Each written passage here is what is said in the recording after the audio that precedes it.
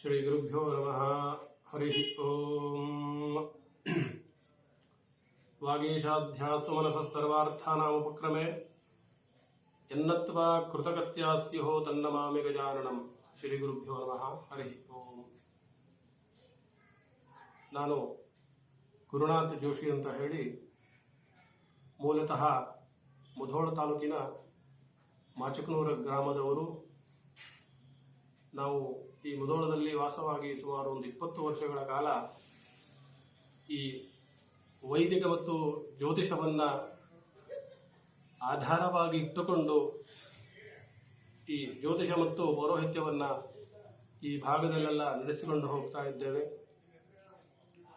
ವಿಶೇಷವಾಗಿ ಮೊನ್ನೆ 22ನೇ ತಾರೀಕು ಶ್ರೀರಾಮಚಂದ್ರ ಪ್ರಭುವಿನ ಪ್ರಾಣ ಪ್ರತಿಷ್ಠಾ ಆದ ನಂತರ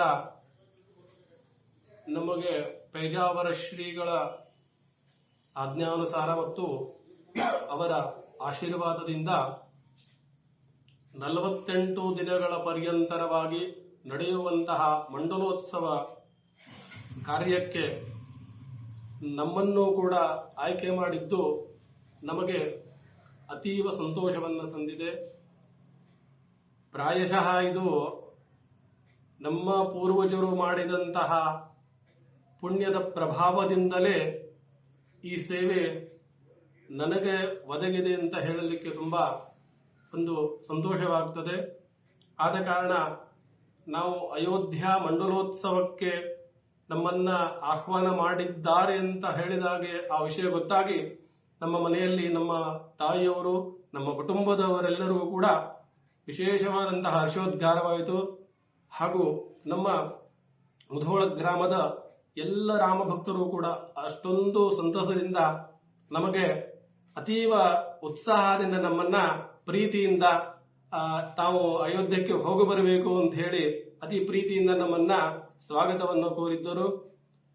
ಅದು ಒಂದು ಸಂಸ್ಕೃತದಲ್ಲಿ ಶ್ಲೋಕ ಇದೆ.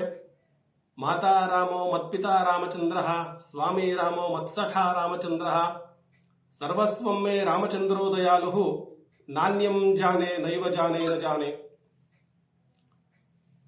ತಾಯಿಯೂ ರಾಮನೇ ಆಗಿರುವಾಗ, ತಂದೆಯೂ ರಾಮನೇ ಆಗಿರುವಾಗ, ಅಣ್ಣ ತಮ್ಮಂದರು ಎಲ್ಲರೂ ಕೂಡ ರಾಮನೇ ಆಗಿರುವಾಗ ಕೊನೆಗೆ ಸುಭಾಷಿತಕಾರರು ಹೇಳ್ತಾರೆ, ಸರ್ವಸ್ವಮ್ಮೇ ರಾಮಚಂದ್ರೋ ದಯಾಲು, ನಮ್ಮ ಸರ್ವಸ್ವವೇ ರಾಮಚಂದ್ರ ಆಗಿರುವಾಗ ನಾಣ್ಯಂ ಜಾನೆ ನೈವ ಜಾನೇನ ಜಾನೆ, ನನಗೆ ಇನ್ನೊಂದು ಬೇರೆ ಏನು ಗೊತ್ತಿಲ್ಲ ಅಂತೇಳಿ ಸುಭಾಷೆಗಾರರ ಒಂದು ಕಲ್ಪನೆಯಲ್ಲಿ ಮೂಡಿ ಬಂದಂತಹ ಒಂದು ವಿಶೇಷವಾದಂತಹ ಶ್ಲೋಕ.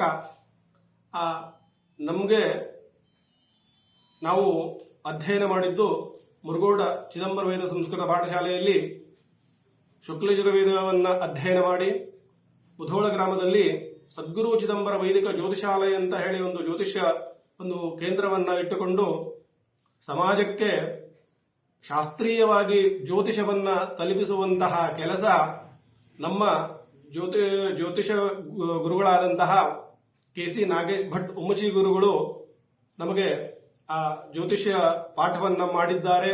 ಅವರ ಆಜ್ಞಾನುಸಾರವಾಗಿಯೇ ನಾವು ಇವತ್ತು ಇಲ್ಲಿ ಜ್ಯೋತಿಂಷಿ ಅಧಿಕೃತ್ಯ ಕೃತಂ ಶಾಸ್ತ್ರಂ ಜ್ಯೋತಿಷಂ ಅನ್ನುವಂತಹ ಈ ವಾಕ್ಯದಂತೆ ವೇದದ ಒಂದು ಅಂಗವಾದಂತಹ ಈ ಜ್ಯೋತಿಷವನ್ನ ಅಷ್ಟೇ ಶ್ರದ್ಧಾಭಕ್ತಿ ಪುರಸ್ಸರವಾಗಿ ಶಾಸ್ತ್ರವಾಗಿ ಶಾಸ್ತ್ರೀಯ ವಿಚಾರವಾಗಿ ಜ್ಯೋತಿಷ ಏನು ತಿಳಿಸಿಕೊಡುತ್ತೋ ಅದೇ ಜ್ಯೋತಿಷವನ್ನ ನಾವು ಈ ಎಲ್ಲ ಬಾಗಲಕೋಟೆ ಜಿಲ್ಲೆಯ ಸಮಸ್ತ ಈ ಸದ್ಭಕ್ತರಿಗೆ ನಾವು ಮಾರ್ಗದರ್ಶನವನ್ನ ಮಾಡಿಕೊಂಡು ಹೋಗುತ್ತಾ ಇದ್ದೇವೆ. ದೈವವಶಾತ್ ಈ ರಾಮ ಮಂದಿರ ಪ್ರತಿಷ್ಠಾ ಆದ ನಂತರ ಈ ಮಂಡಲೋತ್ಸವದ ಒಂದು ಆಮಂತ್ರಣ ನಮಗೆ ಬಂದಾಗ ನಮಗೂ ಕೂಡ ವಿಶೇಷವಾದಂತಹ ಸಂತೋಷವೇ ಆಗಿದೆ. ಇದಕ್ಕೆ ಕಾರಣ ನಮ್ಮ ಪರಮ ಪೂಜ್ಯ ಮುರುಗೋಡ ಶಿವಚಿದಂಬರೇಶ್ವರ ಮಠದ ಅಷ್ಟಮ ಪೀಠಾಧಿಕಾರಿಗಳಾದಂತಹ ಸದ್ಗುರು ದಿವಾಕರ ದೀಕ್ಷಿತ ಗುರುಗಳ ಒಂದು ಆಶೀರ್ವಾದದ ಫಲವೇ ನಮಗೆ ಇವತ್ತು ಆ ರಾಮನ ಸೇವೆ ಮಾಡಲಿಕ್ಕೆ ಒಂದು ಅವಕಾಶ ಸಿಕ್ಕಿದೆ. ಹಾಗಾಗಿ ನಾವು ಕೂಡ ನಾಳೆ ಬೆಳಗ್ಗೆ ಅಯೋಧ್ಯಕ್ಕೆ ತೆರಳಲಿದ್ದೇವೆ.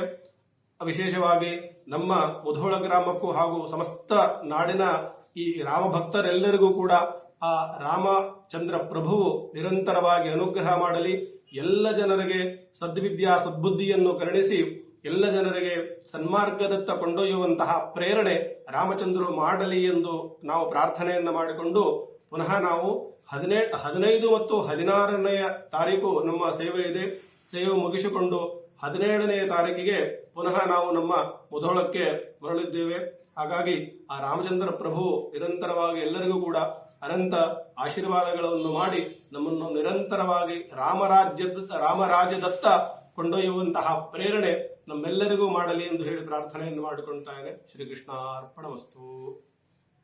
ವಿಶೇಷವಾಗಿ